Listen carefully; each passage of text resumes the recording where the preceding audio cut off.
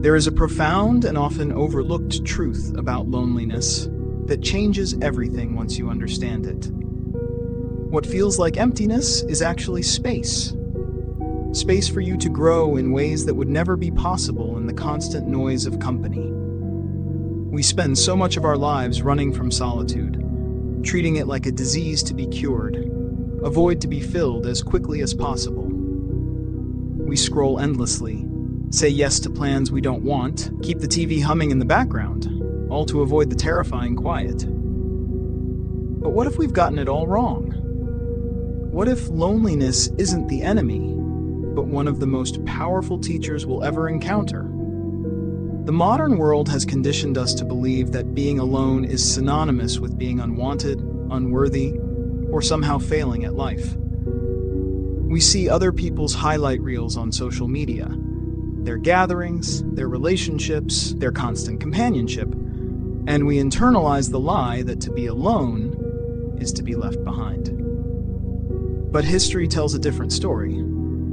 The philosophers, artists, and innovators who shaped the world didn't do it in crowded rooms. They did it in the quiet corners of their lives, in the moments when no one was watching. Nietzsche wandered the mountains alone for years. Emily Dickinson wrote her poetry in near total isolation. Nikola Tesla's greatest ideas came in solitary walks. This isn't to romanticize isolation, but to point out a truth we've forgotten. There are certain lessons that only solitude can teach. When you're alone, truly alone, you're forced to confront yourself in a way that's impossible when surrounded by others. There's no one to perform for, no one to distract you from the thoughts you've been avoiding. At first, this can feel unbearable. The mind races to fill the silence with regrets about the past, anxieties about the future, or obsessive replays of conversations and interactions. But if you stay with it, if you resist the urge to numb or distract yourself, something remarkable happens. The chaos settles, the static fades, and for the first time in a long time, you begin to hear your own voice, not the one shaped by expectations or social conditioning, but the one that knows deep down who you really are and what you truly want. This is loneliness's first gift. Clarity. Most of us go through life with a fractured sense of self. We're one person at work, another with our families, another with our friends. We bend and adjust to fit the needs and expectations of those around us, often without realizing we're doing it. Over time, this constant adaptation can leave us feeling hollow, as if we've lost touch with the core of who we are. Loneliness strips all that away. It removes the audience, leaving you alone on the stage of your own life. At first, this can feel like freefall. Who are you when no one is there to define you? But this is exactly where the magic happens. In that space, you begin to rebuild yourself from the inside out, not based on who others want you to be, but based on who you actually are. This process isn't easy. There's a reason we avoid it. Facing yourself means facing everything. The regrets, the unfulfilled potential, the choices you wish you could take back. But here's the paradox. It's only by facing these things that we move beyond them. When you stop running from loneliness and start listening to it, you realize that much of the pain you've been carrying isn't actually about being alone. It's about the ways you've abandoned yourself in an effort to belong. Every time you've silenced your truth to keep the peace, every time you've dimmed your light to make others comfortable, every time you've chosen approval over authenticity, those are the moments that fuel the ache of loneliness. The cure isn't more company, it's coming home to yourself. One of the most transformative lessons loneliness teaches is how to be present with discomfort.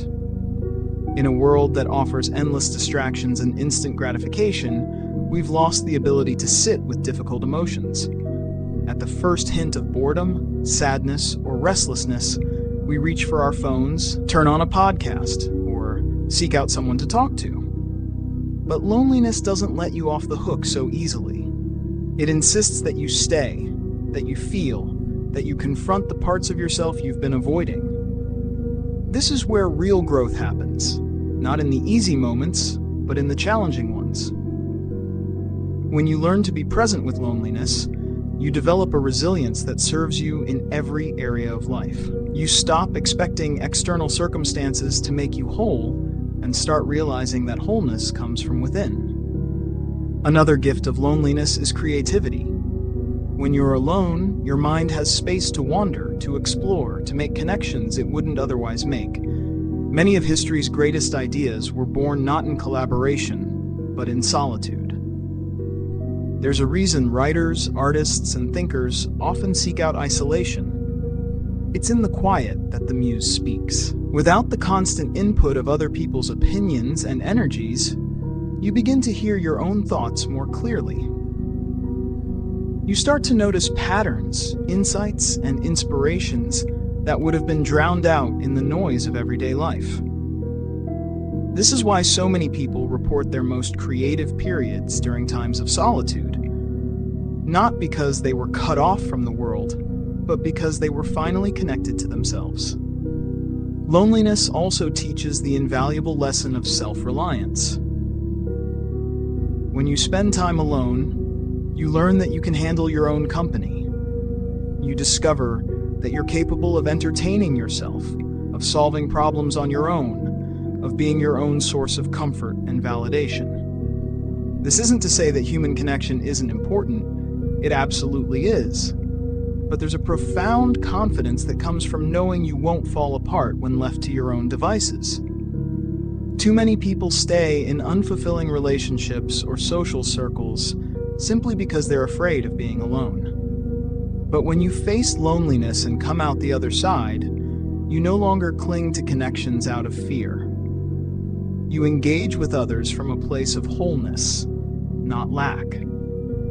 Perhaps the most surprising lesson loneliness teaches is how to connect more deeply with others.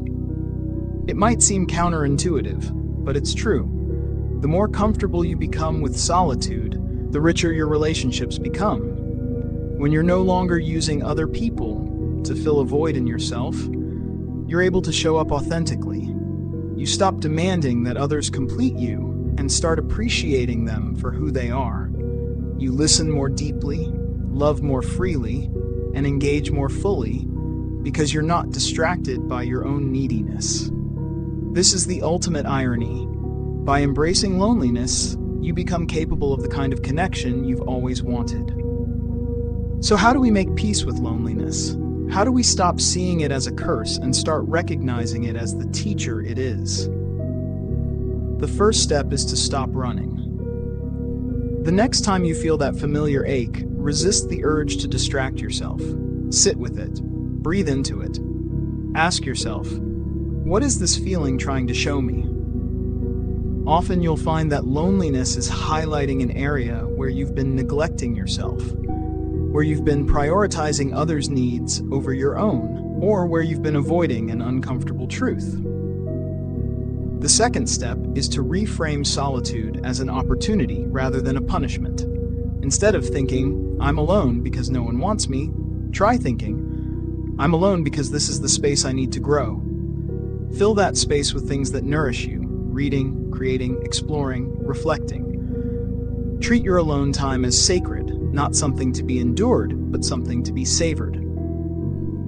Finally, remember that loneliness is temporary. Like all emotions, it comes and goes.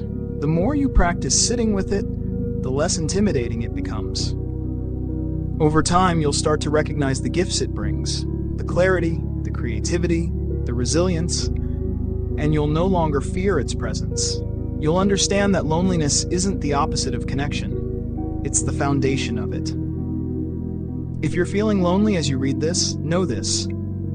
You're not being left behind. You're being prepared. The work you're doing in the quiet is shaping you into someone capable of deeper love, truer creativity, and more authentic connections. The world needs people who've learned these lessons, people who know how to be alone without being lonely, who can hear their own voice above the noise, who can connect from a place of wholeness rather than lack. So don't rush this season. Don't numb it or wish it away. Let it teach you. Let it shape you. Let it show you who you really are. One day, you'll look back on this time, the nights you spent alone, the conversations you had with yourself, the person you became in the quiet, and you'll realize this wasn't emptiness. This was the making of you.